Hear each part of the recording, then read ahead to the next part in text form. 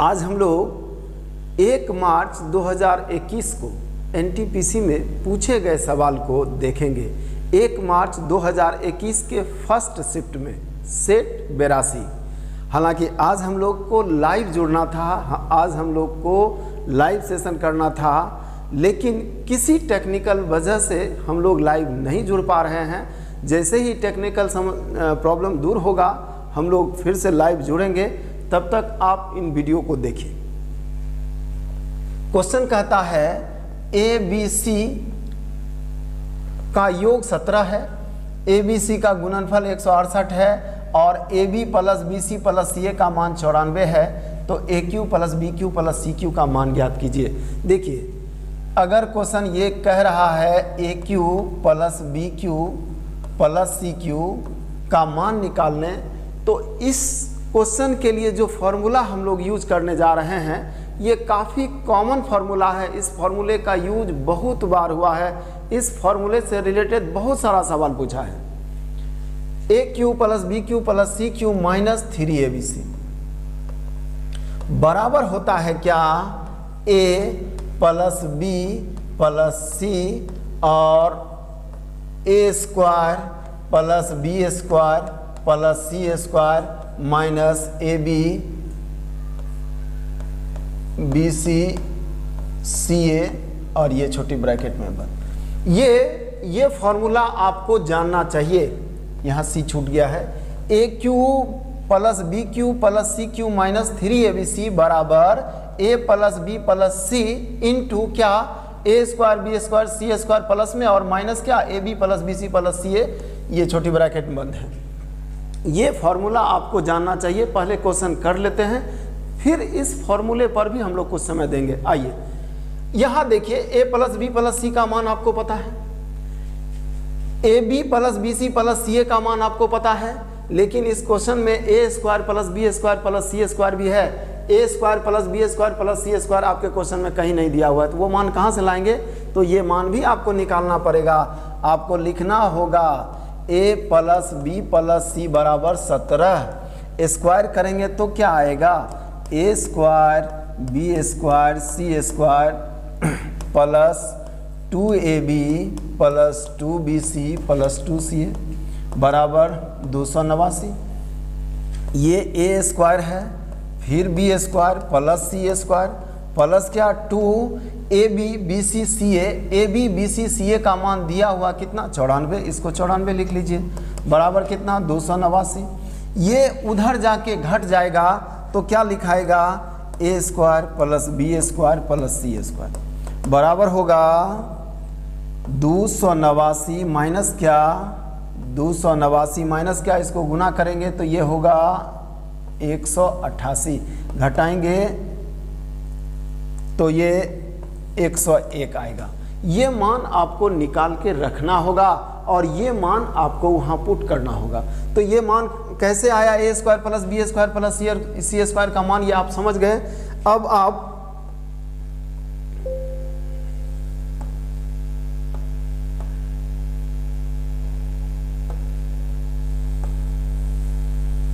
इसका मान 101 कहीं भी पुट कर सकते हैं। आइए अब इसका मान हम लोग क्या लिखेंगे? A cube plus B cube plus C cube minus 3abc। 3abc का मान आपको पता है 168 बराबर क्या होगा? इसका मान आप जानते हैं 17। फिर क्या होगा? A square plus B square plus C square का मान अभी आप निकाले हैं क्या? 101 और माइनस क्या होगा? इसका मान आपको दिया हुआ, इसका मान कितना दिया हुआ है? 94। ये बंद होगा, बराबर क्या होगा? 17 गुना क्या? यहाँ 7 होगा, बराबर क्या होगा? 119। और ये इधर जो माइनस में है उधर जाकर प्लस हो जाएगा। कितना? इसको गुना करेंगे तो ये कितना होगा? 8 तिया 24 16 तिया 48 2 50 504। इसको जोड़ेंगे तब ये कितना आएगा? 3 2 और ये 623। आपका मान क्या आया? A cube plus B cube plus C cube बराबर कितना? बराबर 623। ये आपका आंसर है। शायद आपको समझने में कहीं परेशानी ना हो। सबसे पहला बात क्या, ये फॉर्मूला आपको जानना चाहिए, इतना बराबर इतना होता है। सबसे पहले हम फॉर्मूला लिख देंगे। फॉर्मूला लिखने के बाद हम देखेंगे क्या फॉर्मूला में जो जो ज़रूरत है सब आपके पास है क्या।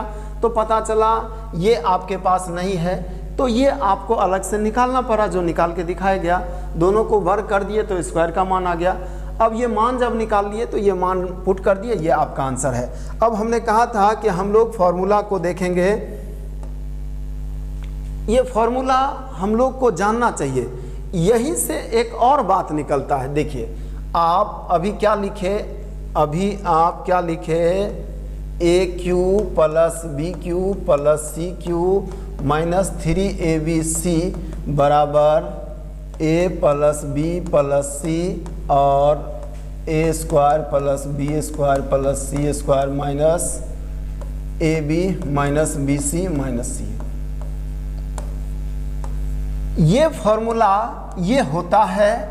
और यहीं से एक और फॉर्मूला होता है, आप पढ़े होंगे, यदि ए प्लस बी प्लस सी बराबर 0, ये कंडीशन, यदि ए प्लस बी प्लस सी बराबर 0 तो क्या होता है, तो इसका मान पूछता है। तो हम लोग क्या लिखेंगे, तो अगर ए प्लस बी प्लस सी का मान 0 रख देंगे तो ये पूरा 0 हो जाएगा।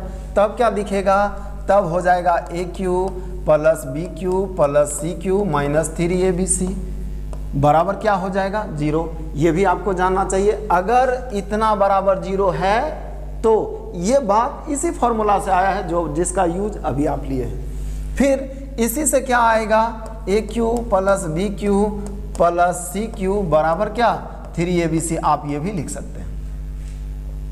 तो ये सब बात आपको जानना चाहिए। आइए हम लोग अगले क्वेश्चन को देखें। अगला सवाल है, एक समद्विबाहु समकोण त्रिभुज के कर्ण का मान 8 सेंटीमीटर है, तो त्रिभुज का क्षेत्रफल ज्ञात कीजिए। बहुत सिंपल क्वेश्चन है।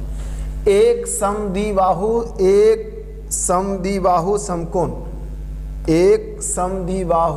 समकोण त्रिभुज, ये क्या होता है जरा सा जानिए।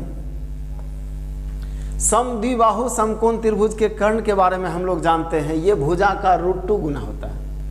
समद्विबाहु समकोण त्रिभुज का कर्ण जो होता है भुजा का √2 गुना होता है। कर्ण क्या है, 8 है।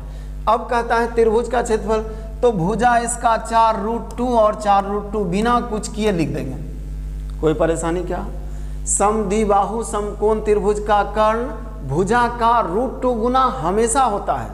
और अगर यह आप नहीं जानते हैं तो भी आपको घबराने का जरूरत नहीं है, तो भी कम से कम समय में बनाएंगे। कैसे, देखिए सबसे पहले तो आप इसका क्षेत्रफल लिख दीजिए, हाफ गुना 4√2 गुना 4√2।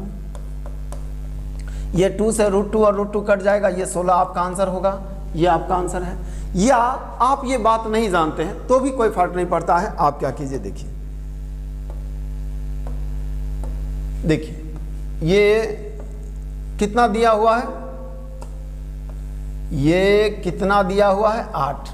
अब इसको मिला दीजिए, क्या ये वर्ग नहीं हो जाएगा, क्या ये वर्ग नहीं हो जाएगा। वर्ग का क्षेत्रफल निकाल लीजिए। वर्ग का क्षेत्रफल होता है हाफ d1 इंटू d2।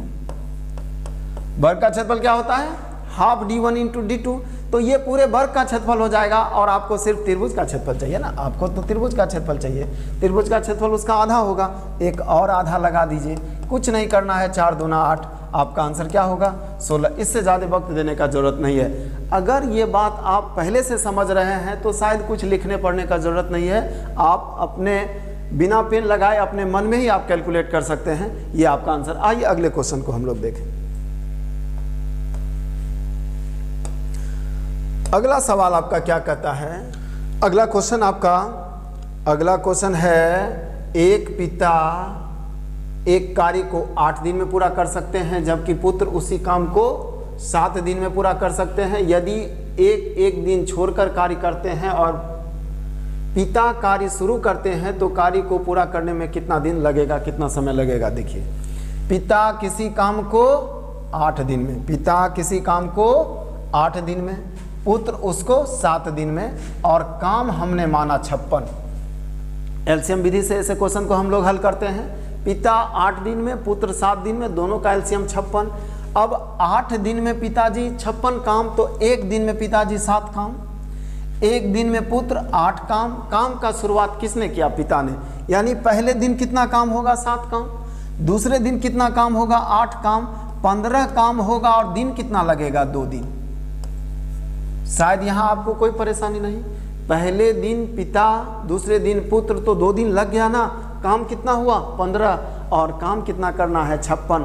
15 को गुना करके 56 के आसपास आ जाइए। ये 15 है, इसको 3 से गुना कर लेंगे तो 15 या 45 हो गया, तो इसको भी गुना 3 कर देंगे। तो आप देख रहे हैं 45 काम हो गया है और 6 दिन लगा है। 7वां दिन कौन आएगा? 1 दिन और अगर हम देते हैं तो ये 7वां दिन कौन करेगा? 7वां दिन पिताजी का बारी है। और पिताजी कितना काम? 7 काम। तो देखिए काम हुआ कितना है। ये 15 या 45 और 45 7 52।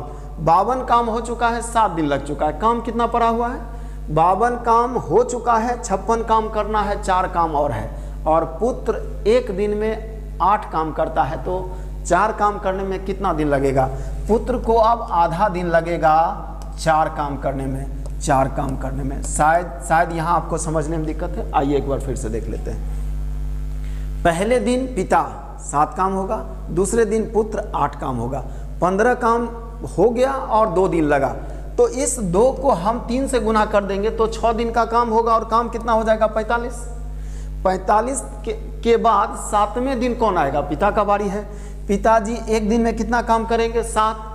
अब काम कितना हो गया? 45 7 52। अब काम मात्र 4 बचा है। क्या पुत्र को पूरा दिन लगेगा? क्या पुत्र 1 दिन में 8 काम करता है और काम कितना करना है? 4, तो उसको आधा दिन लगेगा। तो पुत्र आधा दिन और देगा, कितना समय लगेगा? आधा दिन और देगा और काम कितना हो जाएगा? 56। 56 काम करने में कुल कितना दिन लगा? 6 1 7 और आधा 7.5 दिन। आपका आंसर 7.5 दिन होगा। आपका ऑप्शन भी 7.5 दिया हुआ है, कहीं कोई दिक्कत नहीं है। आइए हम लोग अगले सवाल में आते हैं।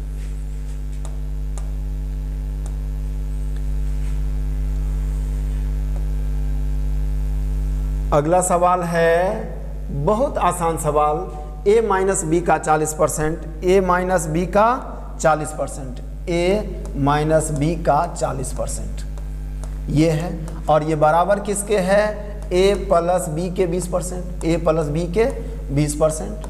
अब इससे इसको 2 बार में काट देते हैं, गुना करेंगे तो क्या होगा? 2a माइनस 2b बराबर a प्लस b।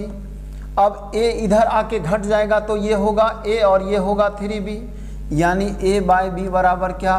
3:1। पूछता क्या है? पूछता ये है कि b a का कितना प्रतिशत है?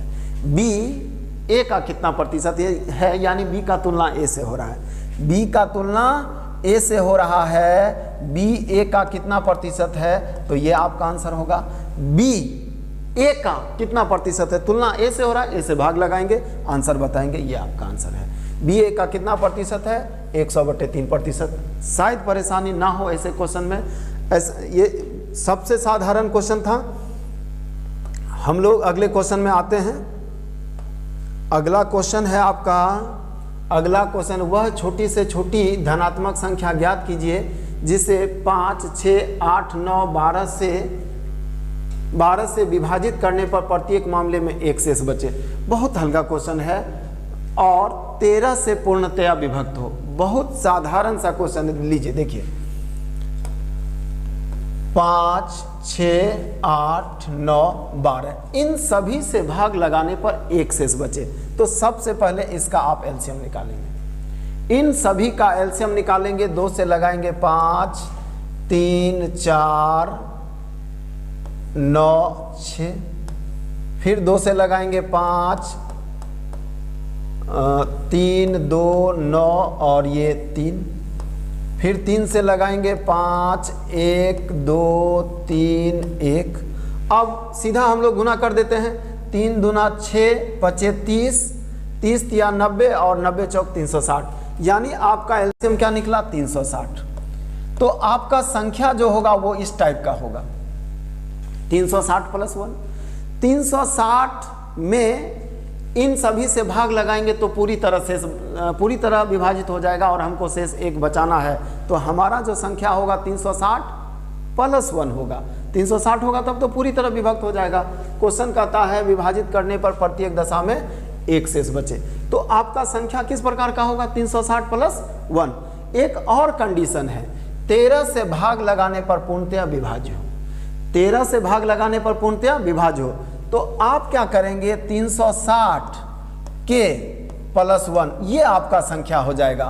अब के क्या है? के का मान रखने पर 13 से जब संख्या कट जाएगा वही आपका आंसर हो जाएगा।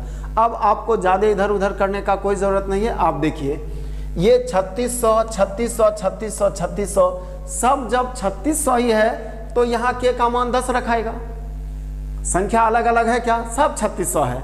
तो 3600 कब होगा? जब 360 को 10 से गुना करेंगे तो ये हो जाएगा, के का मान 10 रख देंगे तो ये कितना हो जाएगा? 3600 और प्लस 1 3601। ये 13 से कट जाएगा और कुछ करने का जरूरत नहीं है। हमको 13 से भाग लगाने का भी आवश्यकता नहीं है क्योंकि अलग अलग संख्या है ही नहीं। 3601 के बाद डिफरेंस 3900 हो जाएगा। 300 जुटेगा तो सब 3600 में है, इसलिए आगे और कोई संख्या रखने का जरूरत नहीं है। आपका आंसर हो जाएगा 3601। या आप 13 से भाग लगाकर चेक कर लीजिए, भाग लगेगा। आइए हम लोग अगले क्वेश्चन में आते हैं।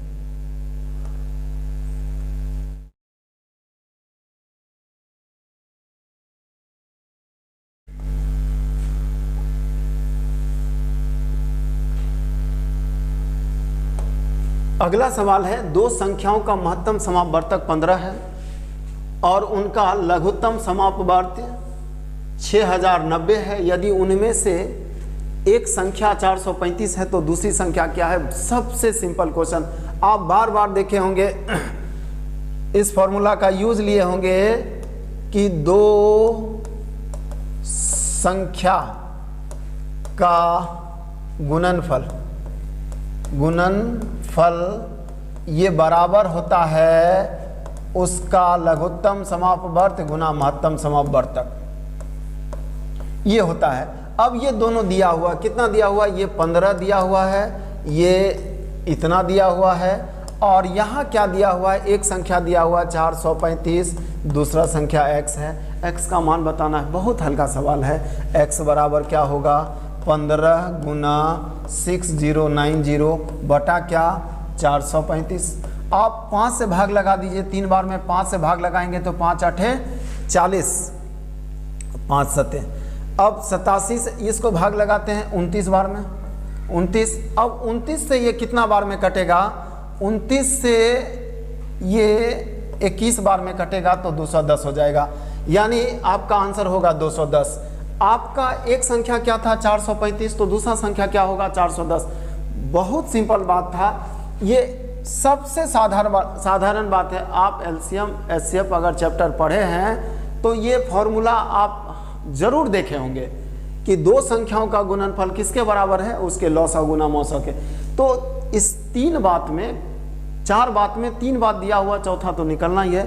आइए हम लोग अगले सवाल में आते हैं। अगला सवाल आपका क्या कहता है? एक आदमी और एक लड़का एक कार्य करते हुए किसी काम को 24 दिन में समाप्त कर सकते हैं। अंतिम 6 दिन में आदमी अकेले कार्य करता है तो कार्य 26 दिन में समाप्त होता है। लड़का अकेले कार्य करते हुए कार्य को कितने दिन में पूरा करेगा? और आसान क्वेश्चन है लेकिन अच्छा क्वेश्चन कह सकते हैं आप इसको। इस क्वेश्चन में कभी कभी हम लोग ज़्यादा वक्त दे देते हैं। इस क्वेश्चन को सबसे कम समय में कैसे बनाएंगे? देखिए, सबसे पहला बात दोनों मिल के काम कितने दिन में समाप्त कर सकता है? तो 24 दिन में दिया हुआ है, 24 दिन में दोनों मिल के। और क्वेश्चन कहता है अंतिम 6 दिन लड़का काम पर नहीं होता है तो काम 26 दिन चल जाता है। हम और आप किसी काम को मिलकर 24 दिन में कर सकते हैं और अंतिम 6 दिन हम भाग जाते हैं तो क्या 24 दिन में काम होगा? क्या आपको 24 दिन से ज़्यादा काम करना होगा, क्योंकि हम कम काम किए हैं तो मेरा काम आपको करना होगा। तो 24 दिन में अब काम नहीं होगा। 24 दिन में काम तब होता जब हम और आप दोनों 24 दिन तक होते। हम कुछ दिन पहले भाग जाएंगे तो मेरा काम भी आपको करना होगा, तो काम 24 से अधिक दिन चलेगा। यही क्वेश्चन है, यही समझना है। अब क्वेश्चन कहता है काम 26 दिन चला। काम कितने दिन चला? 26 दिन। 26 दिन में 6 दिन क्या हुआ है, एक आदमी और एक लड़का किसी काम को 24 दिन में समाप्त कर सकते हैं। अंतिम 6 दिन आदमी अकेले कार्य करता है।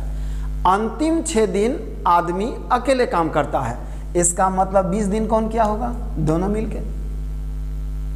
26 दिन चला है ना, उसमें 6 दिन आदमी अकेले किया है, 20 दिन तक तो दोनों किया होगा। तो 20 दिन दोनों मिलके कितना करेगा? 20 दिन में हम लोग आसानी से निकालेंगे। हम लोग जानते हैं दोनों मिलके 20 दिन में कितना काम किया होगा, तो 20/24, 4 से 5 बार में, 4 से 6 बार में, यानी 5/6। 5/6 काम हो गया होगा कब? जब दोनों साथ था तब। तो 5/6 काम तो दोनों मिलकर किया होगा, बचा क्या? 1/6 काम, और 1/6 काम आदमी ने अकेले 6 दिन में किया।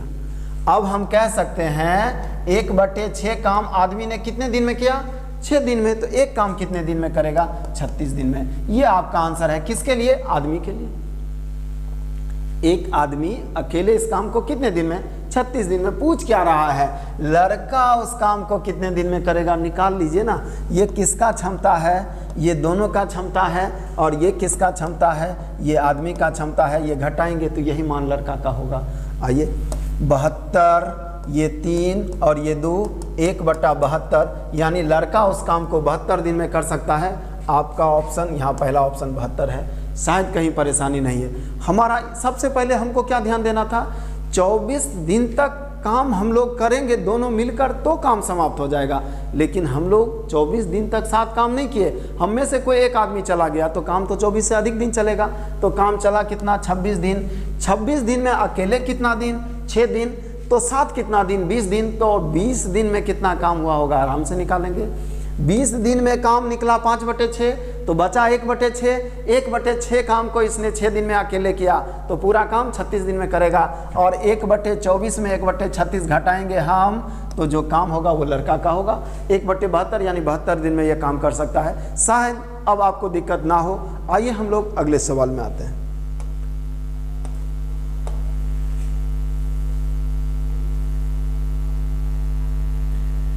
एक आदमी 3 अलग अलग योजनाओं में साधारण ब्याज की 10%, 12% और 15% की दर क्रमशः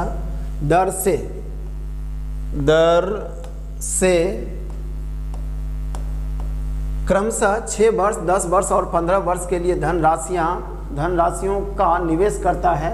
यदि प्रत्येक योजना को परिपक्वता पर उसे समान ब्याज प्राप्त होता है तो निवेशित धनराशियों का क्रमशः अनुपात क्या होगा? देखिए, हमने 3 धनराशि x, y, z, 3 धनराशियां हमने अलग अलग जमा किया।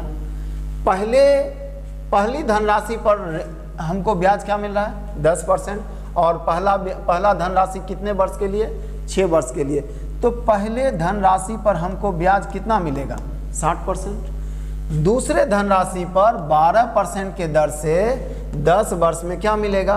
120%। और यहाँ क्या मिलेगा? 15% और 15 वर्ष के लिए 15%, और ये 12 है, यहाँ 12 होगा 12 वर्ष के लिए, यानी 180%। अब क्वेश्चन कहता है ये बराबर है। पहले धनराशि का ब्याज ये है क्या? पहले धनराशि का ब्याज 60% होगा। क्यों 60% होगा? क्योंकि पहले धनराशि पर इंटरेस्ट हमको क्या मिलता है? 60, और पहला धनराशि का समय कितना है? 6 वर्ष। तो 10 × 6 60%। उसी प्रकार 12 × 10 120%। उसी प्रकार 15 × 12 180%। और क्वेश्चन कहता तीनों ब्याज बराबर है, तो 60 से इसको काट लेंगे, इसको 2 बार में, इसको 3 बार में। यानी हम लिख सकते हैं x = 2y = 3z। अब बराबर 12 मान लेते हैं। 12 क्यों मान लिए हम लोग? x, y, z का मान निकालने के लिए, x, y, z का रेशियो निकालने के लिए। अब x = 2y = 3z, आप 6 भी मान सकते थे। 2 और 3 का एलसीएम आप 6 ही ले लीजिए। अगर 12 नहीं लेना है तो 6 ले लीजिए, 12 ले लीजिए, 6 ले लीजिए, 60 ले लीजिए, कुछ भी लिखिएगा बहुत जल्दी आंसर आएगा। अब x का मान कितना 6, अब 2y का मान 6 तो y का मान कितना 3, 3z का मान 6 तो z का मान कितना 2, तो x y z का मान क्या निकला 6:3:2। आइए हम लोग अगले सवाल में आते हैं।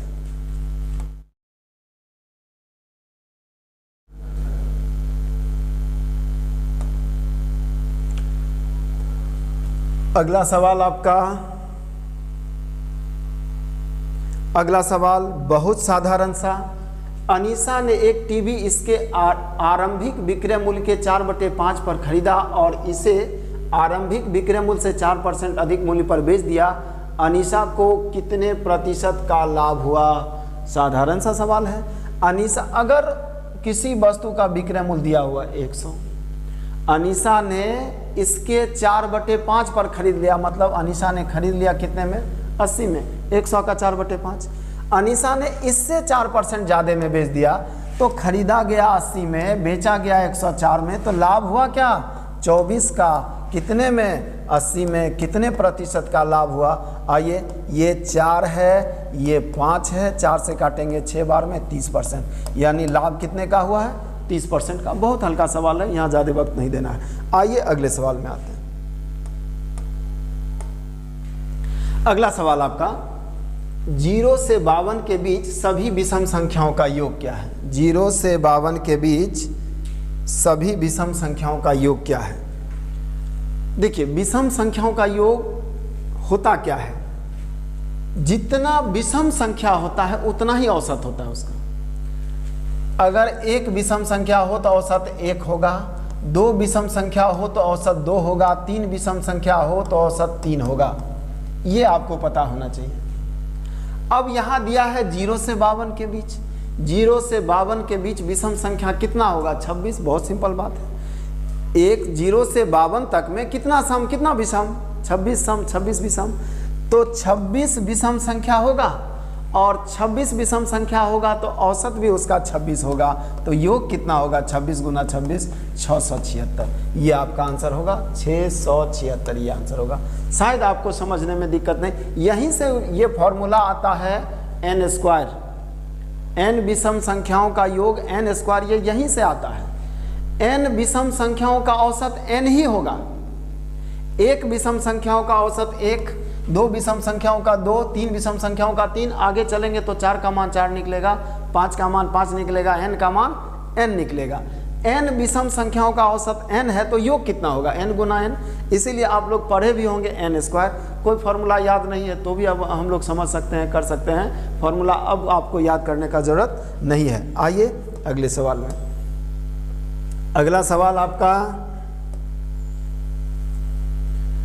अगला सवाल है, एक वस्तु को 2 व्यक्तियों द्वारा क्रमागत तौर पर बेचे जाने पर प्राप्त कुल लाभ मूल मूल्य के 38% के बराबर होता है। यदि पहले व्यक्ति को इसे बेचने पर 15% का लाभ होता है तो दूसरे व्यक्ति को होने वाला लाभ प्रतिशत। क्वेश्चन आप समझ लीजिए, बहुत आसान सॉल्यूशन होगा। क्वेश्चन कहता है किसी वस्तु को बेचा गया 2 व्यक्ति के द्वारा, मतलब ए बी को बेचता है और बी सी को बेचता है, और लाभ कितना होता है 38%। उसका विक्रय मूल्य क्या हो जाता है मूल मूल्य के 38% के बराबर।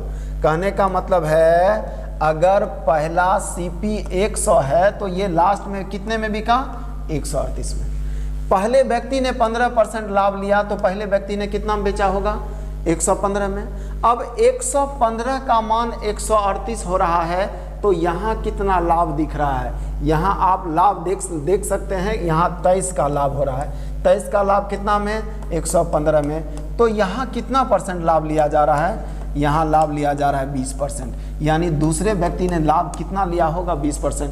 दूसरा भी विकल्प है हमारे पास, इस बात को फिर से समझिए। क्वेश्चन क्या कहता है, पहले व्यक्ति ने लाभ लिया 15%, फिर दूसरे ने भी लाभ लिया होगा कुछ, इस प्रकार अंतिम क्या हो जाता है, कितना ग्रोथ हो जाता है 38%। तो अगर इसका दाम 100 था तो 115 तो ये पहला ही व्यक्ति बेचा होगा, दूसरा व्यक्ति इतना खरीदा होगा, ये भी बेचा होगा, और जब ये बेचा होगा तो विक्रय मूल्य 138 हो गया होगा। 138 कहाँ से 38% से। तो 115 के सामान को ये 138 में बेच रहा है, तो कितना लाभ ले रहा है? 23, कितना प्रतिशत लाभ ले रहा है? आप इसको हटा दीजिए, इसका आप दूसरा विकल्प भी ले सकते हैं। पहले ने लाभ लिया कितना? 15, दूसरे ने लाभ लिया कितना? x, और फिर क्या होगा? ये भी फॉर्मूला लगा रहे हैं हम, बटे 100 और बराबर ये किसके हो जाएगा? 38 के। x का मान निकालिएगा, 20% यहाँ से भी आएगा। ये आपका दूसरा विकल्प है। आइए हम लोग अगले सवाल को देखें। अगला सवाल क्या कह रहा है आपका? अगला सवाल है, एक समानांतर चतुर्भुज की ऊंचाई इसके संगत आधार से 2 गुनी है और समानांतर चतुर्भुज का क्षेत्रफल 288 मीटर स्क्वायर है, तो इसका ऊंचाई ज्ञात करें। बहुत सिंपल सा क्वेश्चन है, बहुत सिंपल सा क्वेश्चन है ये, और कई एक बार पूछा गया है। क्वेश्चन कहता है ये है, क्वेश्चन कहता है ये है, अगर आधार x है तो ये 2x है, ये क्वेश्चन बोलता है। क्वेश्चन बोला इसकी ऊंचाई संगत आधार से 2 गुनी है।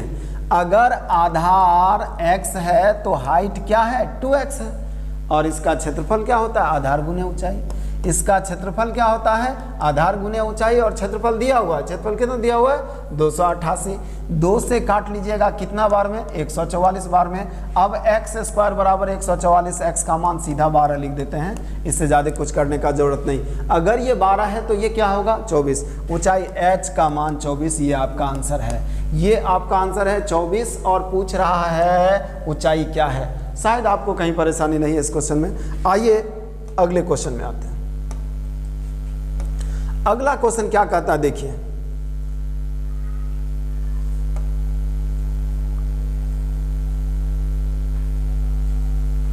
विकास अपने वेतन का 80% खर्च कर देता है। अब उसके वेतन में 25% की वृद्धि हुई और उसने व्यय में भी 15% की वृद्धि हुई। कहता है उसके बचत में कितने प्रतिशत की वृद्धि हुई।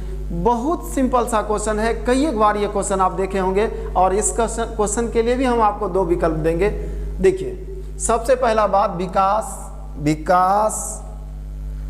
विकास खर्च करता है, बचाता है। पहले विकास कुछ कमाता तो होगा, तो मानिए विकास कमाता है 100। विकास कमाता कितना है? विकास कमाता कितना है? 100। और क्वेश्चन कहता है खर्च करता है 80। विकास का खर्च 80, विकास का बचत 20। सिंपल बात है। 100 कमाता था, 80 खर्च करता था, तो बचत कितना होगा? 20। अब विकास कमाता है 125, ऐसा हम कह रहे हैं, क्वेश्चन कह रहा है, ऐसा क्वेश्चन कह रहा है। अब विकास कमाएगा 125, और अब विकास का खर्चा कितना हो जाएगा? अब विकास का खर्च होगा 15% ज़्यादा। 15% ज़्यादा का मतलब 80 और 15 95 नहीं, 80 का 15%, 80 का 15%। खर्च 15% बढ़ गया तो खर्च है कितना? 80। तो 80 का 15%, 80 का 15% 12 होगा, यानी 12 रुपया और खर्च बढ़ जाएगा। तो इसका खर्च अब कितना हो जाएगा? 92। अब 125 में 92 ये खर्चा कर दिया, तो बचा कितना होगा? इधर 8 इधर 25, यानी 33। इसका बचत 33। इसका बचत कितना था? 20। इसका बचत अब कितना हो गया? 33। बढ़ गया ना बचत, कितना? 13। कितना में? 20 में। क्या परसेंट बढ़ गया? गुना 100। अब आइए इसको 5 से गुना करेंगे तो ये आएगा, 5 बार में कटेगा 65%। यानी उसके बचत में जो वृद्धि हुई है, जो ग्रोथ हुआ है, वो 65%। उसका बचत 65% बढ़ गया। इस क्वेश्चन के लिए आप ये भी कर सकते थे। देखिए, 80% का मतलब होता है 4/5 भाग। तो 5 टुकड़ा लीजिए, 1 2 3 4 और ये 5। जरा सा इसको अलग कर दें हम लोग। 5 टुकड़ा लिए, और क्वेश्चन कहता है 25% का वृद्धि हुआ। तो 25% का वृद्धि तो सब जगह होगा ना। 25 यहाँ भी बढ़ेगा, यहाँ भी बढ़ेगा, यहाँ भी और यहाँ भी।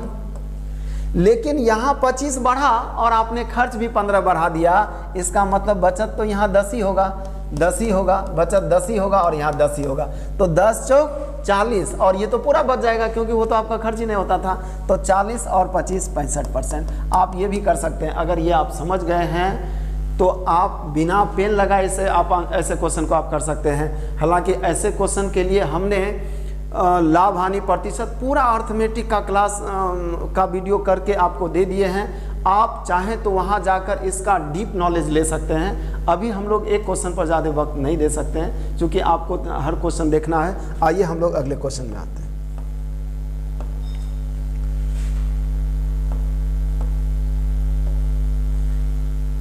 अगला सवाल आपका, अगला सवाल है नीचे दिए गए कथनों को ध्यानपूर्वक पढ़ें और बताएं कि दिए गए कथनों में कौन सा सत्य है। त्रिभुज की माध्यिका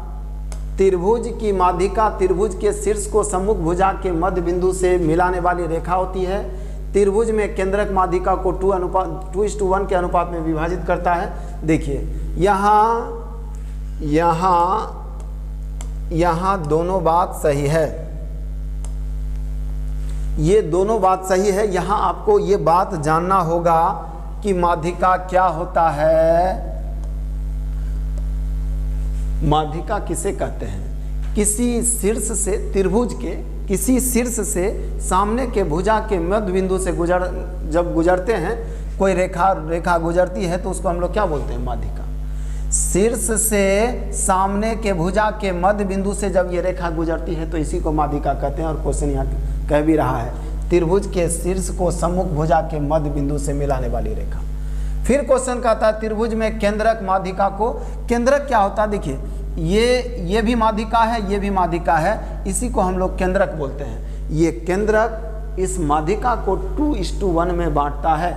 जब हम लोग ज्यामिति पढ़ेंगे, ज्योमेट्री में आएंगे तो इसका डीप नॉलेज हम लोग लेंगे। फिलहाल हम लोग को ये जानना है कि ये दोनों बात सत्य है। माध्यिका इसी को कहते हैं और केंद्रक माध्यिका को 2:1 में बांटता है। आइए हम लोग अगले सवाल में आते हैं। अगला सवाल है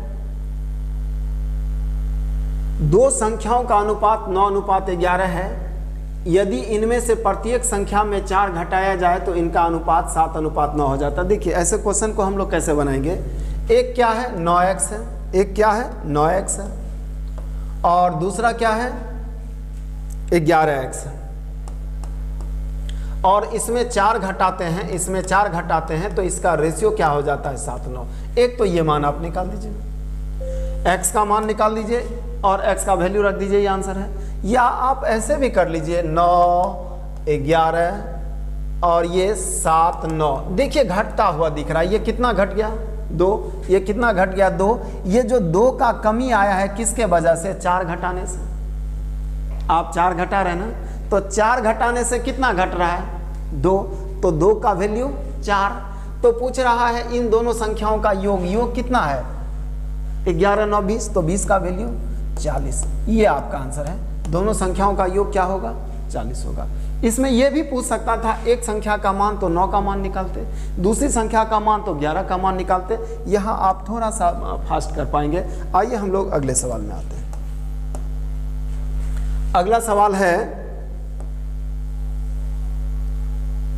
सवाल और ये भी सवाल कुछ नहीं है, जोड़ घटा गुना भाग है। यहाँ हम लोग अलग से कुछ अपना दिमाग नहीं लगाएंगे, जो काम कहता है करते जाना है। क्वेश्चन बोला है ए बी के बीच एक साइन है और उसका मतलब ये है।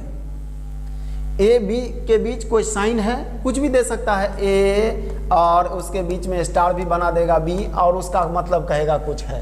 अब क्वेश्चन में कहता है इसका मतलब क्या होगा? अगर ए और बी का मान ये हो सकता है तो इसका भी मान इसी फॉर्म में हमको लिखना होगा, और यही हम लोग को करना है। आइए देखिए,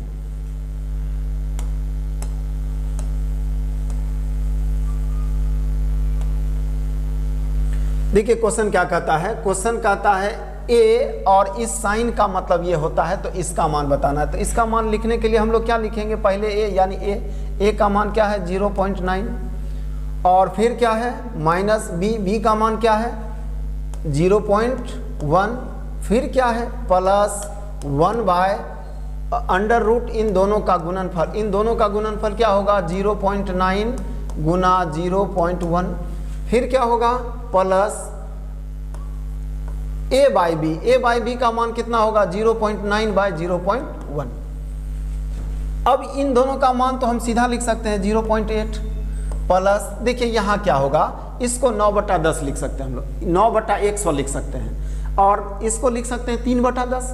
10 ऊपर चला जाएगा तो इसका मान होगा 10/3, और प्लस यहाँ क्या होगा, देखिए दशमलव दशमलव कैंसिल, इसका मान 3 होगा, 3/1। एक लिखने का जरूरत नहीं है, एक लिख भी सकते हैं, नहीं भी। तो आप इसको अगर पॉइंट हटा दीजिए तो बटा 10 होगा क्या। अब आप एलसीएम ले लीजिए, एलसीएम लीजिएगा कितना होगा 30, 10 से 3 बार में यहाँ होगा 24, 3 से 10 बार में यहाँ होगा 100, और 1 से 30 बार में यहाँ होगा 90।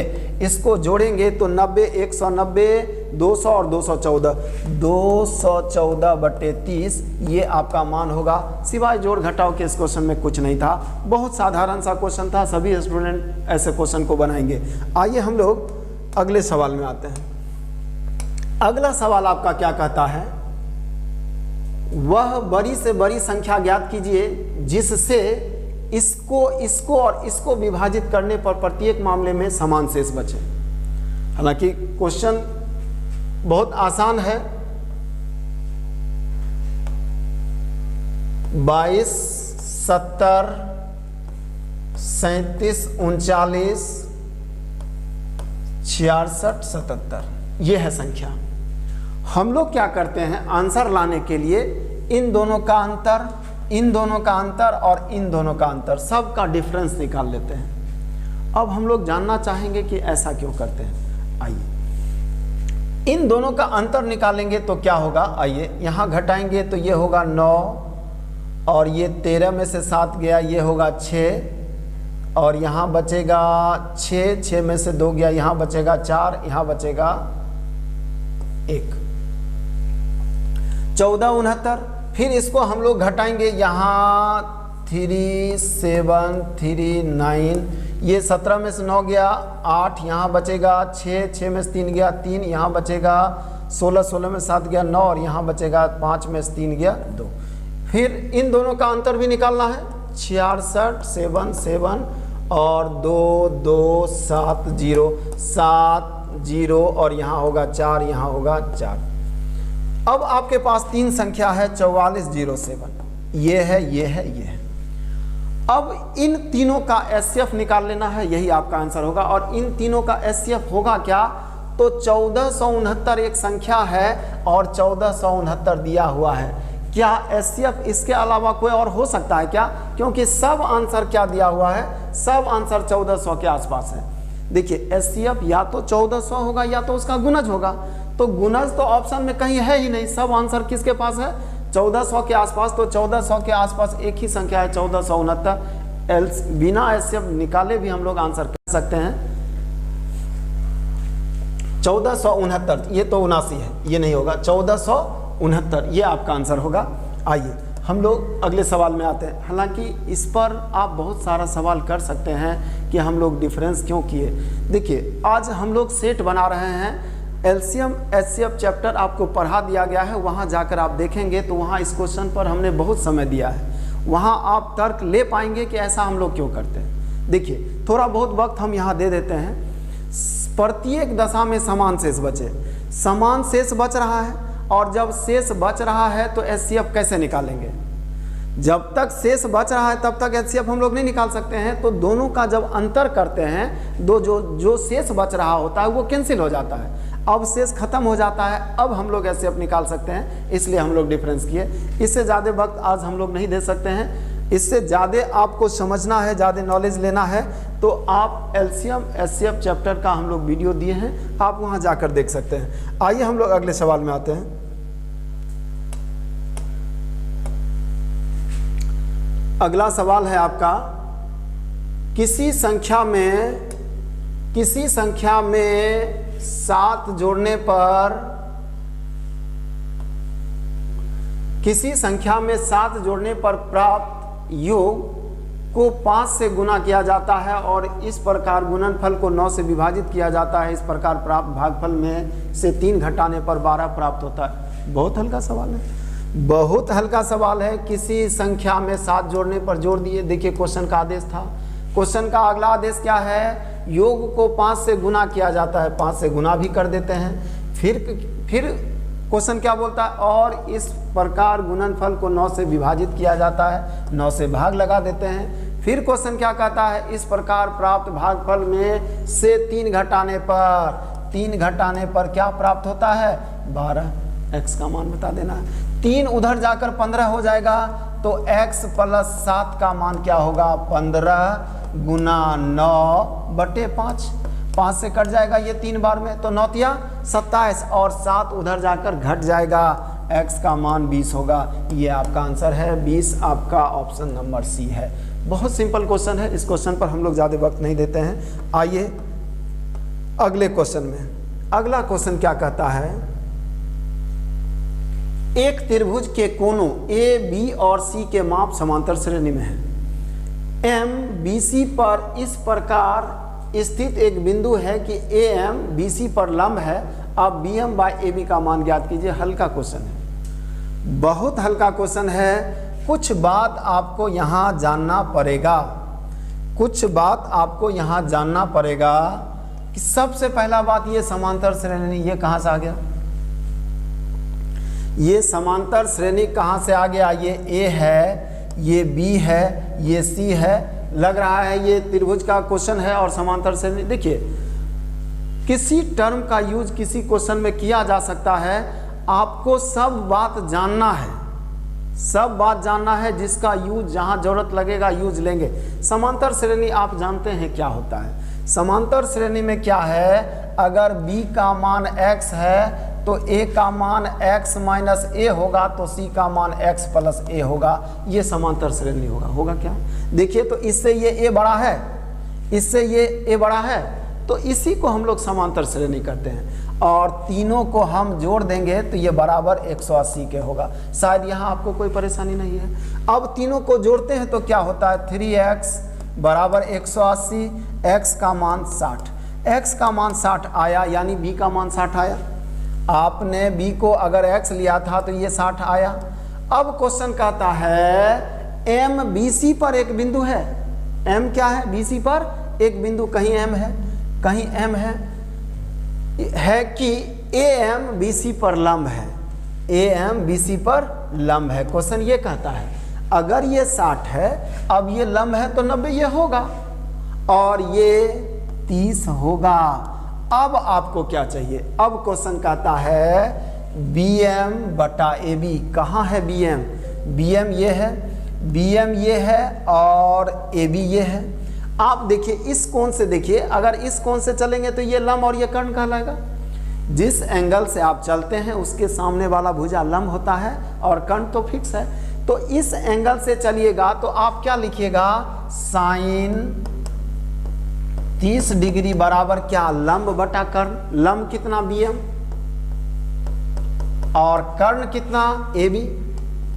अब आप साइन 30 का मान क्या पुट कर सकते हैं, साइन 30 का मान हाफ, तो इसका मान हाफ पुट कर दीजिए तो जो आपको चाहिए वो निकल जाएगा, BM बटा AB क्या, हाफ। आपका आंसर हाफ कहीं दिया हुआ है, पहला ऑप्शन है। क्या ज़्यादा वक्त लगा, जानकारी होना चाहिए। कुछ बात हम लोग नहीं जानते हैं तो क्वेश्चन मुश्किल लगने लगता है, नहीं जानेंगे तो क्वेश्चन तो मुश्किल होगा ही। सब बात पूरा सिलेबस जब कंप्लीट करके बैठते हैं तो हम लोग कॉन्फिडेंट भी होते हैं कि कोई क्वेश्चन आएगा तो करेंगे, नहीं तो पहले से डर होता है मन में, ये पूछेगा तो क्या होगा, प्रोबेबिलिटी पूछेगा तो क्या होगा, ये तो हम पढ़े ही नहीं। पूरा सिलेबस हम लोग का कंप्लीट होना चाहिए और पूरा सिलेबस आपको हमारे चैनल पर कराया जाएगा। एक एक चैप्टर अर्थमेटिक का दिया गया है और जो नहीं दिया गया है वो दिया जा रहा है। आप हमारे चैनल से जुड़िए, आपको पूरे चैप्टर का नॉलेज दिया जाएगा। आइए हम लोग अगले सवाल में आते हैं। अगला सवाल क्या कहता है, देखिए अगला सवाल फिर आसान क्वेश्चन कहता है 5 + 2√3 बटा क्या 2 - √3 बराबर क्या x + y√3। अब है क्या, यहाँ कंजुगेट से गुना करते हैं, ऊपर में लिखते हैं फिर नीचे लिखते हैं, समय लगता है, कुछ नहीं करना है। आप सीधा इसको ऊपर भेज दीजिए, 5 + 2√3 और ये साइन जो होगा ऊपर जाकर उल्टा हो जाएगा। माइनस यहाँ है तो वहाँ जाकर प्लस हो जाएगा, अगर प्लस होता तो माइनस होता। तब यहाँ क्या लिखेंगे आप, 2 प्लस √3। अब इसको ऊपर तो भेज दिए, अब नीचे क्या लिखाएगा, तो इसके वर्गों का अंतर, 2 का वर्ग 4, √3 का वर्ग 3, अंतर 1, नीचे कुछ नहीं लिखाएगा, सीधा छोड़ दीजिए इसको। आपको इससे ज़्यादा लिखने का जरूरत नहीं है, इससे ज़्यादा नहीं लिखना है। अगर आप कंजुगेट लिखने लगते हैं, लिखने में वक्त लगता है ना, आप ये वक्त बर्बाद नहीं करेंगे, सीधा अब गुना कर लीजिए। 5 दूना 10, अब 5 से इसको गुना करेंगे तो 5 √3, अब 2 से इसको गुना करेंगे तो 4 √3, अब 2 से इसको गुना करेंगे तो √3 3 और ये हो जाएगा 6, बराबर क्या होगा x प्लस वाई √3। इसको बार बार लिखने का जरूरत नहीं था। अब 10 6 16 और प्लस क्या होगा 9 √3। अब आप देखिए एक ही फॉर्म में है दोनों, LHS RHS एक ही फॉर्म में है, ये वैल्यू इसका हो जाएगा, ये वैल्यू इसका हो जाएगा। x का मान क्या 9 और y √3 का मान कितना 9 √3, इसलिए y का मान क्या हो जाएगा, x का मान 16, y का मान क्या हो जाएगा 9। ये आपका आंसर है। कहीं दिक्कत क्या, ये क्वेश्चन आप कई एक बार देखे होंगे। हम लोग अगले सवाल में आते हैं। अगला सवाल क्या कहता है, आइए देखिए अगला सवाल। एक खंभे की 3 भागों में विभाजित किया, एक खंभे को 3 भागों में, एक खंभे को 3 भागों में विभाजित किया गया है, जिसका पहला भाग उस खंभे के 1/4 के बराबर है, दूसरा भाग पहले भाग के 4/8 के बराबर है। 4/8 को आप 1/2 भी कह सकते हैं। 4/8 और 1/2 में कोई फर्क है क्या, कोई फर्क नहीं। और तीसरा भाग 10 है, 10 मीटर है। उस खंभे की लंबाई ज्ञात कीजिए, उस खंभे की लंबाई ज्ञात कीजिए। देखिए ऐसे क्वेश्चन के लिए क्या करेंगे, यहाँ भी हम लोग x नहीं लेंगे, जैसे x लेंगे कुछ ज़्यादा वक्त लगेगा, कुछ नहीं करना है। आप लीजिए ना खंभा क्या है, खंभा में सबसे पहले 1/4 लिया है ना, तो खंभा 40 मीटर का ले लीजिए, एक जीरो लगा देते हैं गुना भाग आसान करने के लिए। आप 400 भी ले सकते हैं, खंभा 40 हुआ क्या, ठीक है 20 भी ले सकते हैं। अब कहता है 1/4 भाग, तो इसका 1/4 भाग कितना 10, बहुत मुश्किल है क्या, नहीं। अब कहता है दूसरा भाग पहले भाग का आधा, 4/8 नहीं पढ़ेंगे हम क्या पढ़ेंगे आधा। अब इसका आधा कितना 5, तो ये तीसरा भाग कितना बचेगा 25। आपने कुल क्या लिया था, आपने लिया था 40, 2 भाग 15 होगा तो तीसरा भाग 25 हो जाएगा, तो आपका तीसरा भाग 25 है। और क्वेश्चन कहता है तीसरा भाग का मान दिया हुआ कितना है 10, 25 का मान कितना है 10, तो 40 का मान कितना होगा, क्योंकि खंभा तो आपने 40 लिया था, 40 का मान बता दीजिए। ये आपका आंसर है 10/25 गुना 40, 5 से 5 बार में, 5 से 8 बार में, ये 2 बार में 16। आपके खंभे की लंबाई क्या है 16 है, ये आपका आंसर है। कहीं कोई परेशानी, आप x मानिए, देखिए इससे ज़्यादा वक्त लगेगा।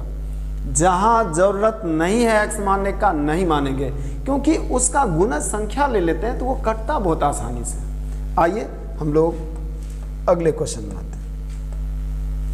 अगला क्वेश्चन क्या कहता है, एक त्रिभुज ABC में जिसका कोण C समकोण है, कोण A और कोण B बराबर है, कोण A और कोण B बराबर है दिया हुआ है। सवाल में थोड़ा सा मिस्टेक हो गया है, ये दोनों क्या है बराबर है।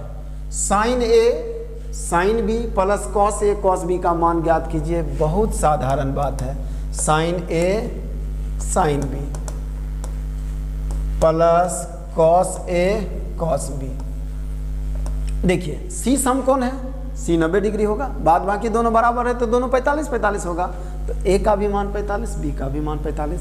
साइन 45 डिग्री कितना 1/√2, कॉस 45 फिर साइन 45 1/√2, प्लस क्या ये 1/√2 और 1/√2, ये गुना हो के क्या होगा हाफ, ये क्या होगा हाफ जुट के क्या आएगा 1, सीधा आपका आंसर होगा, और कुछ करने का जरूरत नहीं है। आइए आपका आंसर बी है। हम लोग अगले सवाल में आते हैं।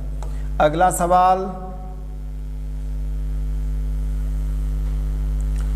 सवाल, साधारण ब्याज दर पर निवेशित एक धनराशि 3 वर्ष में बढ़कर इतना,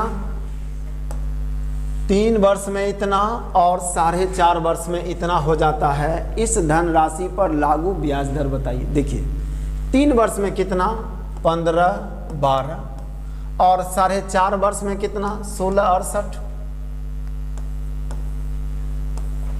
ये अंतर कितना होगा 6 और ये कितना होगा 5 और ये होगा 156। 156 रुपया जो ब्याज हुआ वो 1.5 साल का ब्याज होगा। ये जो ब्याज मिला है 3 साल में, ये 4.5 साल में, और ये जो ब्याज मिला है वो 3 साल में। तो जो ये अंतर आया है वो किसके वजह से आया है? 1.5 साल अधिक होने के वजह से आया है। तो 1.5 साल में ब्याज कितना मिला 156।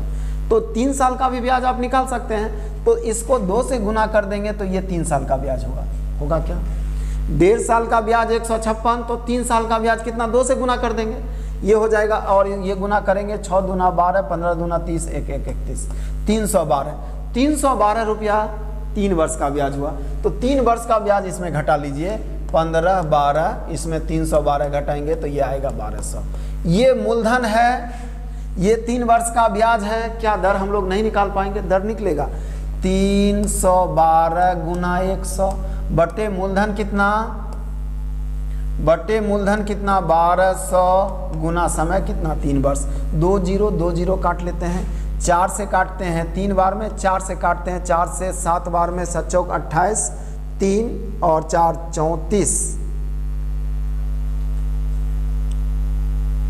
4 से काटेंगे 7 चौक 28, बचेगा 3 2 32, 4 8 32।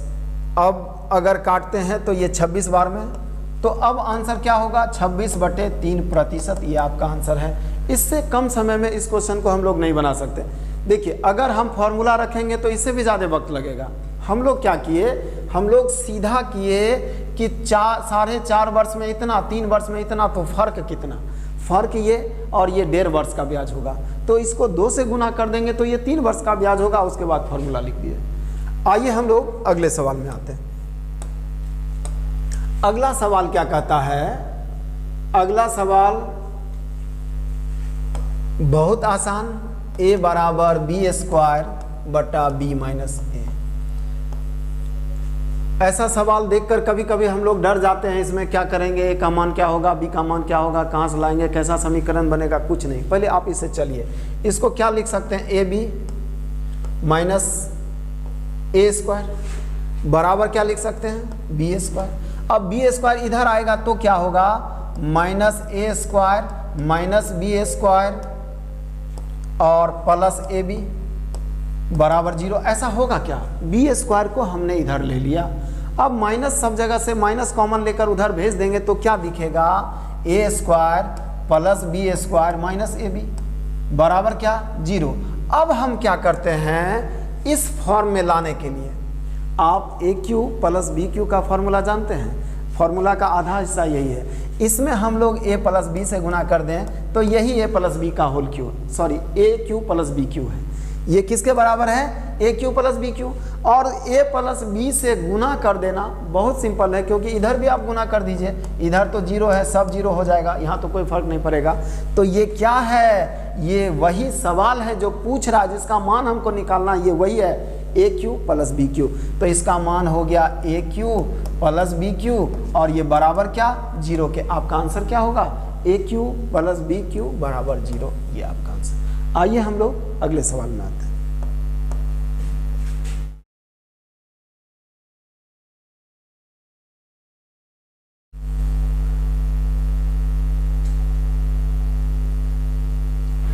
एक रेलगाड़ी 40 किलोमीटर प्रति घंटा के चाल चलना शुरू करती है। इसकी चाल में हर घंटे में 20 किलोमीटर प्रति घंटा की वृद्धि होती है। इस रेलगाड़ी को 470 किलोमीटर की दूरी तय करने में कितना समय लगेगा। देखिए इस क्वेश्चन के लिए हम लोग क्या करते हैं, पहला 1 घंटा में रेलगाड़ी द्वारा तय की गई दूरी 40, रेलगाड़ी का चाल 40, लेकिन हर अगले घंटे में ये चेंज हो रहा है। अगले घंटे में चाल क्या, आप कहिएगा 60, कहेंगे ना। अगला क्या होगा 80, अगला 1 घंटा में क्या 100। और ध्यान रखना है कि आपको 470 से आगे नहीं चल जाना है, आपको 470 के आसपास आना है, ये ध्यान रखना है। तो इसको हम लोग जोड़ेंगे तो ये कितना होगा, ये 100, ये 200 और ये 80, अभी तो 280 हुआ। अगला 1 घंटा में क्या होगा, 120। देखिए ये दोनों मिलकर 100, ये 100 और ये दोनों मिलकर कितना, 200, 200, 300 और ये 400 हो गया। 400 दूरी आप तय कर लिए। अब कितना दूरी तय करना है, 70। आपको और कितना जाना है, 70। अब आपका चाल कितना होगा, देखिए समय कितना लगा, 1 घंटा, 2 घंटा, 3 घंटा, 4 घंटा और 5 घंटा। 5 घंटा लग गया है ना, आपको 5 घंटा लग गया है और 400 किलोमीटर चले गए।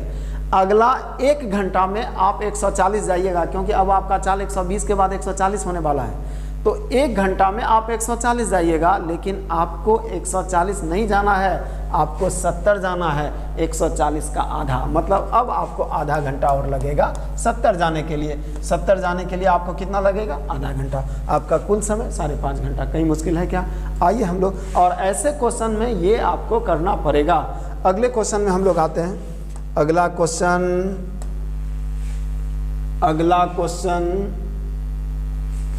एक अंतर्राष्ट्रीय व्यापार सम्मेलन में कंपनी का प्रतिनिधित्व करने वाली 3 सदस्यीय प्रतिनिधि मंडल में शामिल किए जाने के लिए किसी कंपनी के 5 विक्रेताओं A, B, C, D और E के नामों पर विचार किया जाना है। उनमें से एक का चयन किए जाने की प्रायिकता क्या है? प्रोबेबिलिटी से क्वेश्चन ज़्यादा पूछ रहा है। प्रोबेबिलिटी आपको अच्छे से पढ़ना चाहिए, प्रायिकता आप अच्छे से पढ़ के जाएंगे तो ये क्वेश्चन, हालांकि ये क्वेश्चन आसान है, इससे बढ़िया क्वेश्चन भी पूछा जा रहा है। ये क्वेश्चन बहुत सिंपल। देखिए हम लोग इस क्वेश्चन को छोड़ देते हैं, हम लोग डाइस से क्वेश्चन लेते हैं। जैसे आप जानते हैं डाइस में 1, 2, 3, 4, 5, 6 होता है। डाइस हम फेंकते हैं तो 1 आने का संभावना क्या होता है? आप कहते हैं 1/6। डाइस में 1, 2, 3, 4, 5, 6 होता है ना, उसको अगर हम फेंकें तो 1 आने का संभावना क्या? तो आप कहेंगे 1/6। आप सिक्का ही उछलाइए, आप सिक्का ही उछलाइए, सिक्का उछलाएंगे, कहेंगे हेड आने का संभावना, तो आप कहिएगा 1/2। क्यों? क्योंकि हेड होता है 1 और संभावना होता है 2। संभावना तो हेड और टेल दोनों है। उसी तरह हम जब डाइस जब उछलाएंगे तो 1 आने का संभावना क्या होगा? 1/6, क्योंकि वहाँ 6 संभावना, 1 भी, 2 भी, 3 भी, 4 भी, 5 भी, 6 भी, और 1 तो एक ही बार है, तो 1/6। उसी तरह अब इस क्वेश्चन को आप समझिए। यहाँ क्वेश्चन कहता है 5 में से 3 को चुनना है, 3 को छोड़िए, 1 को चुनना है। 5 व्यक्ति है, 5 व्यक्ति में से हम 5 व्यक्ति किसी पद पर आवेदन कर रहे हैं और पद एक ही है। कितने व्यक्ति का होगा? आपका संभावना क्या होगा? तो आपका संभावना उसी तरह 1/5 हो जाएगा। जैसे 1/2 हुआ, 1/3 हुआ। यहाँ 2 टोटल क्या था? 2, और हेड कितना था? 1, तो 1/2 हुआ। यहाँ 1/5 हो जाएगा। क्यों? क्योंकि व्यक्ति है 5 और पद है 1, तो एक व्यक्ति को ज्वाइन करने का संभावना 1/5 है। और 3 व्यक्ति, 3 सीट खाली हो तो संभावना 3 गुना नहीं हो जाएगा क्या? कहीं और कुछ दिमाग लगाने का जरूरत है क्या? अगर एक ही पद हो 5 व्यक्ति के लिए तो संभावना आपका 1/5 होता है, और पद 2 हो तब आपका संभावना दुगना हो जाता है।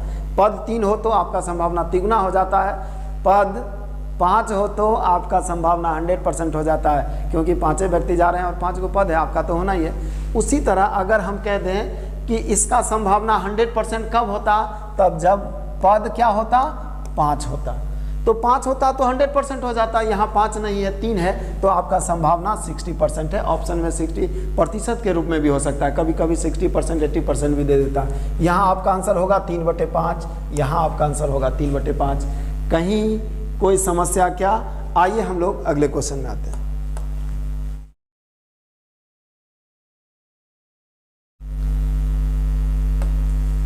अगला सवाल, साधारण ब्याज दर पर निवेशित एक धनराशि 3 वर्ष में बढ़कर इतना और 4.5 वर्ष में बढ़कर इतना। ये सवाल अभी हम लोग देख चुके हैं, ये सवाल दोबारा आ गया है। आइए हम लोग अगले सवाल में आते हैं। क्वेश्चन कहता है निम्नलिखित तालिका विभिन्न विषयों में 2 छात्र राज और रोहित। 2 छात्र हैं। छात्र कौन है? राज है और रोहित है। द्वारा प्राप्त अंकों को दर्शाती है। अब देखिए यहाँ तालिका इधर दिया हुआ है और क्वेश्चन इधर है। अब कहता है रोहित और राज द्वारा प्राप्त कुल प्रतिशत अंकों के बीच कितना अंतर, मतलब दोनों के प्राप्तांक के बीच कितने प्रतिशत का फर्क है ये आपको बताना है। देखिए अगर राज को देखा जाए तो राज ने कितना नंबर लाया है, इसको जोड़ लेते हैं, 2 2 4 5 9 7 16, बाकी एक ये हो जाएगा 4 4 8 12 3 15। राज ने नंबर लाया 156। अब जरा सा रोहित को भी देख लें, 5 5 10 8 18 और बाकी एक ये हो जाएगा 5 5 3 8 4 12 3 15। हम देख रहे हैं कि दोनों में फर्क 2 नंबर का हो रहा है, दोनों में फर्क 2 नंबर का हो रहा है, लेकिन पूर्णांक भी आपको देखना है। देखिए 2 नंबर देखकर आप 2% आंसर मत कर दीजिएगा। 2 नंबर का फर्क हो रहा है 200 में, 200 में फर्क कितने नंबर का हो रहा है 2, तो 100 में कितने का होगा 1, यानी 1% का फर्क है दोनों में। आपका आंसर 1% होगा, ये नहीं होगा। जल्दबाजी में आप 2% मत कर दीजिए। अब हम लोग मिलते हैं अगले सेट के साथ। कुछ सवाल शायद रह गया है जिसको हम लोग अगले सेट में जोड़ लेंगे। हम लोग मिलते हैं अगले सेट के साथ। धन्यवाद।